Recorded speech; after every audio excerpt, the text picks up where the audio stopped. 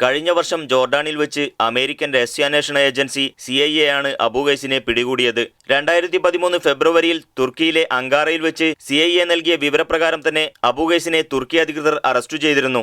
ഇദ്ദേഹത്തെ വിട്ടുകൊടുക്കാൻ അമേരിക്ക തുർക്കിയോട് ആവശ്യപ്പെട്ടെങ്കിലും കുറ്റവാളികളെ കൈമാറാൻ ഇരു രാജ്യങ്ങൾക്കുമിടയിൽ ഉടമ്പടിയില്ലാത്തതിനാൽ സ്വദേശമായ കുവൈത്തിലേക്ക് അയക്കുകയായിരുന്നു.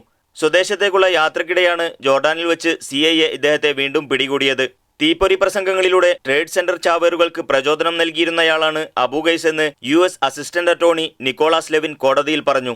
സാത്താനെതിരെ പൊരുതുക, അമേരിക്കക്കെതിരെ അൽഖായിദക്കൊപ്പം ചേർന്ന് പോരാടുക എന്നതായിരുന്നു അബു ഖൈസിന്റെ മുദ്രാവാക്യമെന്ന് അദ്ദേഹം കൂട്ടിച്ചേർത്തു. ഭീകരാക്രമണത്തിന് ശേഷം വിചാരണ ചെയ്യപ്പെടുന്ന ഏറ്റവും മുതിർന്ന അൽഖായിദ നേതാവാണ് ഉസാമ ബിൻ ലാദന്റെ മകൾ ഫാത്തിമയുടെ ഭർത്താവ് കൂടിയായ അബു ഖൈസ്. കുവൈത്തിൽ ഔക്കാഫ് മന്ത്രാലയത്തിൽ കർമ്മശാസ്ത്ര അധ്യാപകനായും ജുമാ ഖത്തീബായും സേവനമനുഷ്ഠിച്ചിട്ടുള്ള അബു ഖൈസ് 1994 സെർബുകൾക്കെതിരെ യുദ്ധം ചെയ്തുകൊണ്ടാണ് അൽഖായിദയുടെ പോരാളിയായത്. അമേരിക്കക്കെതിരെ സമാനമായ ആക്രമണങ്ങൾ നടത്തുമെന്ന് ശക്തമായ മുന്നറിയിപ്പുകൾ നൽകിയിരുന്ന ഇയാളുടെ പൗരത്വം കുവൈറ്റ് സർക്കാർ നേരത്തെ റദ്ദു ചെയ്തിരുന്നു. Media 1 Kuwait city.